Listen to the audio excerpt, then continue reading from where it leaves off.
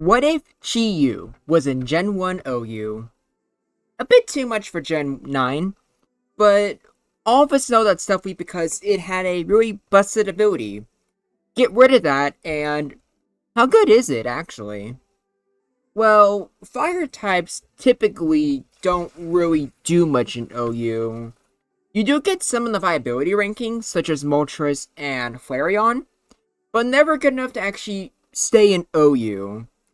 There's a lot of issues going from ground weakness, water weakness, as well as, I would argue, probably the main thing, that being a lack of an ice resistance. Not having an ice resistance really holds them back and doesn't really give them a lot to do. It doesn't help that there's no good grass moves outside of Razor Leaf, and there's no just bug moves, period.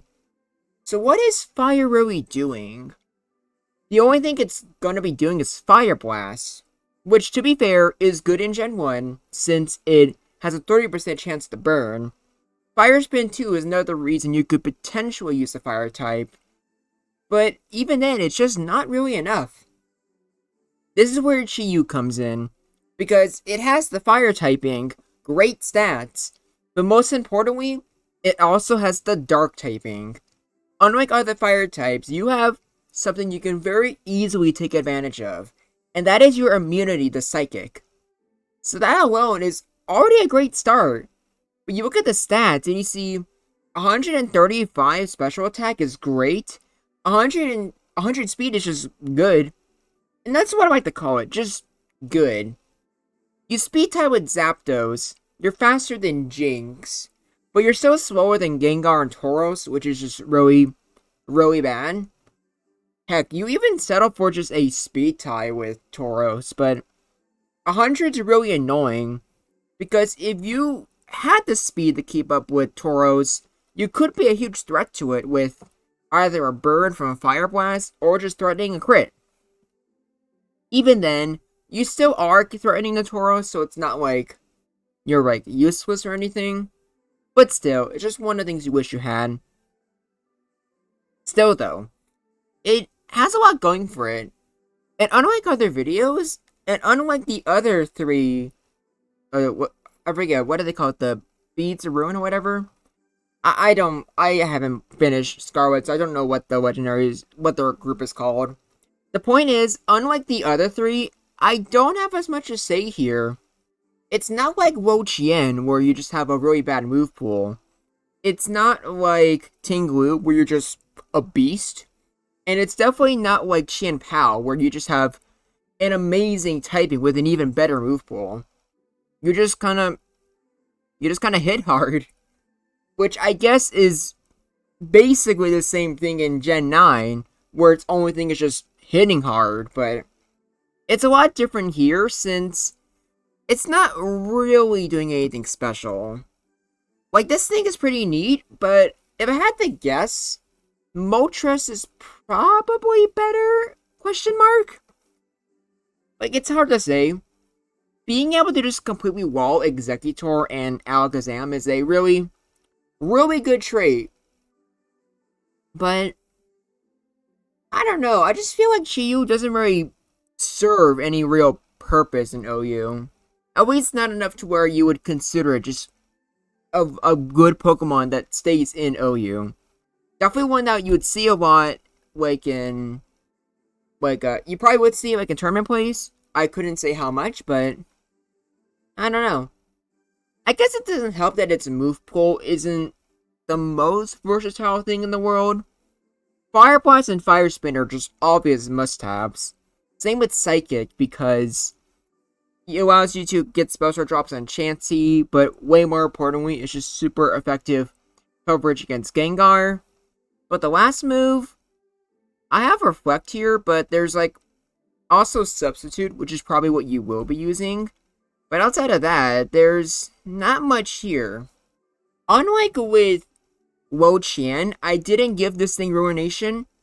I only really give signature moves when it's like when the Pokemon needs it. And Wo-Chien definitely needed it. But like, if you did have Ruination, then obviously that is just a really good move to have. Like, better than, like, Confuse Ray, that's for sure. With Ruination, I could maybe see this thing staying in OU. Since, with Ruination, you basically already take Raticate's niche, except you have real stats, and with the Dark typing, you actually have good pivot opportunities. But outside of that, it could be good, but I don't know. Let's just find out together, shall we? Let's start off with the boy himself, Tauros. And both of you threat crits on each other. I guess I should have mentioned that. Since you are, like base 100 speed, you have a good crit rate. But so does Tauros. So sometimes the burn doesn't even matter. And I have another replay here where I went for Reflect, which, honestly, Reflect isn't really that good for Tauros, because, again, the crit rate. But if I'm being honest with you, she used base 100, or not 100, only base 55 HP is really, really bad. Like, I originally had Reflect thinking, okay, like, there's like with some other, like, ground or fire types I've covered, if you use Reflect, you're basically, or not immune, but, like, you take Earthquake neutrally. But because of that low HP, you're going to see right now with Snorlax, but it still hits pretty hard. Okay, not like exactly with Snorlax, you're going to see it get burned, and luckily, as you can see there, a burn just hits really, really hard. But I don't know, like, I think Substitute is probably better. Although Substitute doesn't really work for these videos I do here. For 1v1 replays, Substitute doesn't really give you momentum. It just kind of sacrifices HP while the other Pokemon gets a free attack. Just remember that, keep it with a grain of salt. But overall though, I think when it comes to the matchup with Snorlax, I think Fire Spin exactly means it doesn't matter which Snorlax set you're going against. I think it's always a could go either way. We're going to speed this up though, because this replay here took a while. With physical Snorlax, it's pretty obvious why Chi-Yu does a good job there. You hit pretty hard, and way more important when you throw it in a burn. It's kind of scummy, but the reason why it's winnable here is the fact that, you can go for Fire Spin and fish for those crits. Although it's still not great, because Fire Blast only has 8 power points. Actually, now that I think about it, I suppose you could use Flamethrower. Because, like, our Substitute is still probably better. But I'm starting to see the vision now. For, like, Amnesia Wax exactly, you can try going for Flamethrower if you want to save on power points. It's probably not that good, though. And in reality, you're probably not staying in against Amnesia Wax. You're probably just going for one Fire Spin and pivoting. So again, always take these replays with a grain of salt. So though, I think, no matter what, Amnesia Wax could be a threat, but I think it's a little too slow to, like, put up a great fight against Chi-Yu. But it all just depends on the RNG. Now, next up we have Chansey, and thank goodness you have Psychic. Psychic helps you out so much here, but even then, you don't really want to fight Chansey. It probably goes without saying, but Paralysis you are super scared of. Because with Paralysis, you're about as useful as Gengar. But unlike Gengar, you at least have Stab, and you have a pivot move with Fire Spin. So you can always pivot Chansey, that's always good. If you get a special drop, you hit pretty hard. But yeah, Chansey probably wins. I don't think you're too surprised to hear that. But it could be worse. Here's one where it couldn't be much better. While Paralysis does really suck, on the bright side, you're always forcing Zam to switch out. Which means you're either getting a free Fire Spin, or you're going for a Deadly Fire Blast, or maybe threatening a special drop with Psychic. Although when it comes to that, I personally think Psychic as a coverage move is kind of overrated. We could talk about that later. For now, Cloyster versus Chi-Yu. This is a very obvious could go either way, since both are trying to trap each other until Chi-Yu can, like, have a kill with Fire Blast.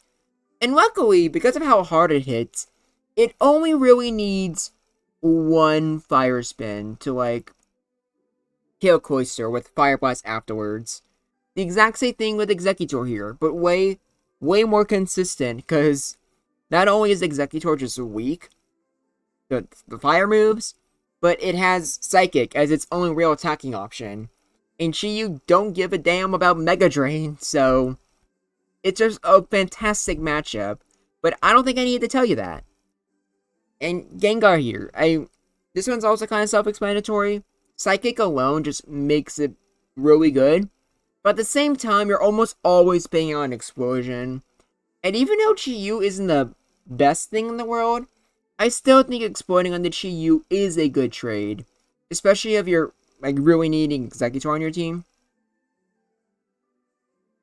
Now, here we are with Jolteon. As usual, Jolteon replays are always very weird. It's only three things that happens usually. It's a ground type, they get annihilated, they're weak to electric, so Jolteon annihilates, or it's like this, where Jolteon paralyzes, and then both just kind of hit each other hoping one crits first. What do you even say about that? Like, it's so hard to say interesting things when it comes to Jolteon replays. But, like, yeah, like, I guess Jolteon has it better since it's threatening paralysis. But in terms of who wins in a 1v1, it's literally just who crits first. And this one's with Jinx. I mean, yeah, it's just... It's Fire Blast. It definitely used fire to blast that Jinx. I would be lying if I tried to deny that was what's happening on the screen. So, I'm glad you're all here with me to experience that. Speaking of experience, this was the replay where I realized Reflect just isn't worth it. So Psychic there, that doesn't even, like, 2-hit KO right on, it's only a 3-hit KO. And even with Reflect, Earthquake is at damage range? I originally was thinking Reflect over Substitute, because I thought, even if, you know, it doesn't really help against Tauros, for physical Snorlax sets and Rhydon, at least you can go for Reflect, and Earthquake isn't hitting us hard. And for Snorlax, I guess that's technically still the case. But for Rhydon here, no, like, you just... I think it's because of the stab. The stab just makes it do too much damage. Granted, with Reflect, it's like the only reason you're not just one-shot. But still, it's just a really bad matchup. But I wouldn't say unwinnable, because getting a burn on Rhydon is still pretty good. And if you do have a substitute up, it's reasonable to either try to fish for that burn or fish for a special drop. And if that happens, Rhydon is in trouble. Speaking of trouble, what do you want me to say about this? It's an Amnesia user against a special attacker that only has fire and psychic coverage. Slowbro does not care in the slightest that Chi-Yu is a dark type. It just murders with a single Amnesia boosted Surf. It doesn't even need to go to full, but it absolutely could. Because statistically, I'm telling you right now, Chi-Yu is not fire spinning Slowbro to death. Not with Thunderwave. Also, here's a funny replay. So, I don't think I need to explain to you that Starmie beats Chi-Yu pretty hard. But this was a replay where Chi-Yu just locked in, and I mean really locked in with so many crits, but still lost anyways. Let's keep counting, right? I think that's already 3 critical hits in a row. That's pretty crazy. And even with those 3 crits, no special drop, and way more importantly, it's just not threatening Starmie. I suppose those 3 crits could have been pretty devastating if they were... Or no, not devastating, like... Better... Would be better if it was Fire Blast instead. But, like...